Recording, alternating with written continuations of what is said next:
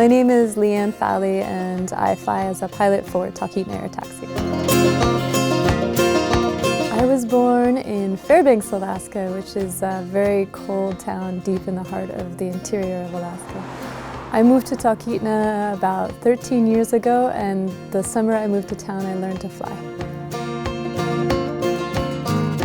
I grew up in Alaska, and so my idea of what a town is and what the bush is different than a lot of people's in the world, I think.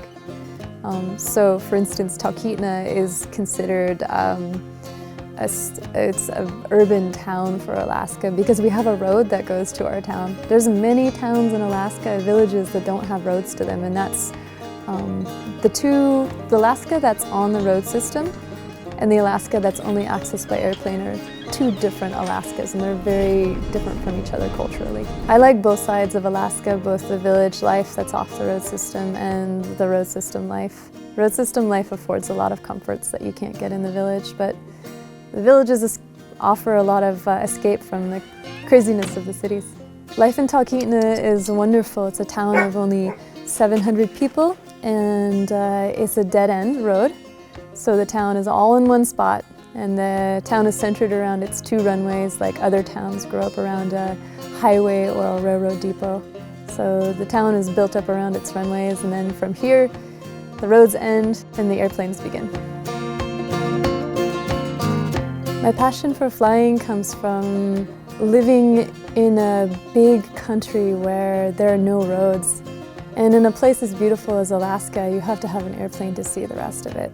I realized I had to learn to fly when I was growing up, and I could see these huge mountains on the horizon, like Denali far to the southwest, and you can't get there on foot. It's too far away over really hard country, and you have to have an airplane to see the rest of the country.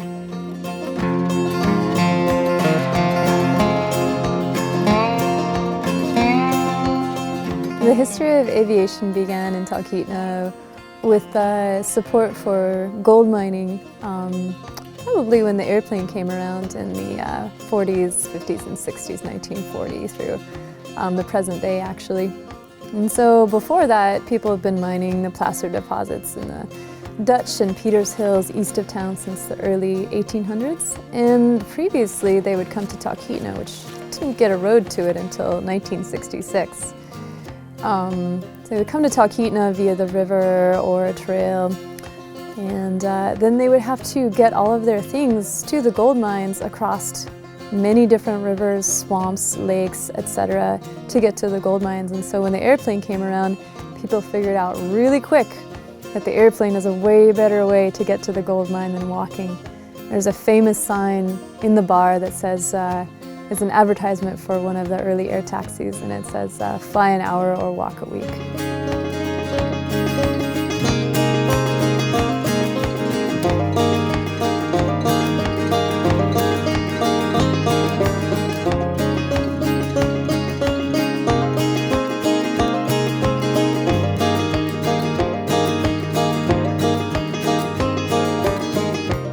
The first memory of my entire life is being in the back seat of my father's airplane, and I must have been a tiny baby, but I remember seeing the back of his head, and there was a large husky dog in the airplane with me, and I could feel the airplane moving through the air, and he made a turn, and I could see the trees and the rivers below.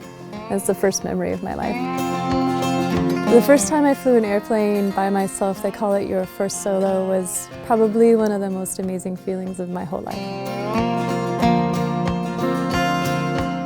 Alaska as a land is probably my most favorite place on Earth. I've been to most of the continents and a lot of big mountain ranges, including the Himalaya in Nepal, but I think the Alaska Range in Alaska is my favorite.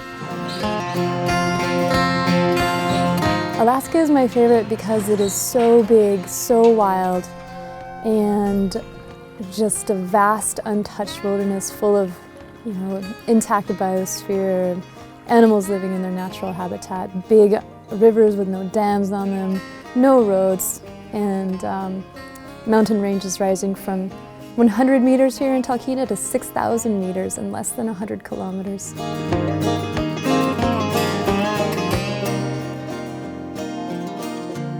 My favorite airplane to fly is the Beaver.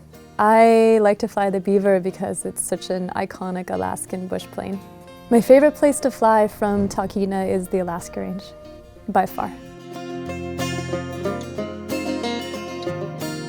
The Alaska Range is my favorite place to fly because it is so vertical, such a grand scale, and it's the most beautiful place in the world I can think of.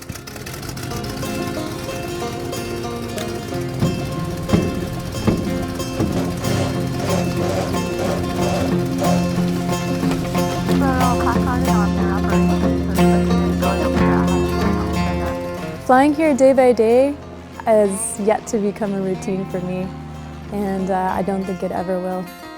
The weather is always changing, the conditions are always changing on the glaciers and in the air, and not only is it a really dynamic environment, but it's a really beautiful place. It'd be really hard to get tired of something that beautiful.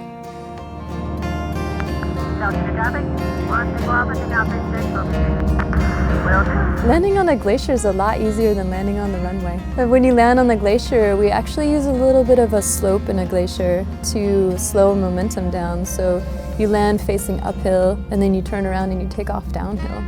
And if the snow is nice and powder snow, it makes a nice shock absorption for the airplane. It's a very pleasurable thing to do, land on the glacier in deep snow.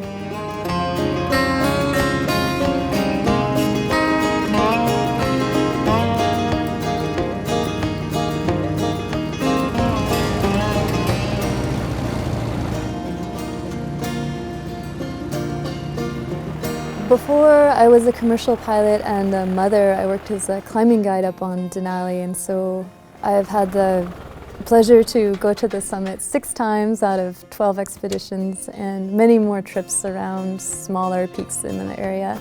So I worked as a guide for almost a decade for the Alaska Mountaineering School, which is located here in Talkeetna, and also did a lot of personal climbing then as well. I have never been afraid of flying. I like all things that have to do with the air, climbing, flying, all of it. When you try and climb a mountain in the Alaska Range, very rarely do you expect to make it to the summit. Most of the time it's just about a journey that may or may not end in the summit, but involves a lot of hardship and a lot of beauty and a lot of testing of yourself mentally and physically. And it's basically like practicing a martial art in a really, really beautiful place for an extended period of time.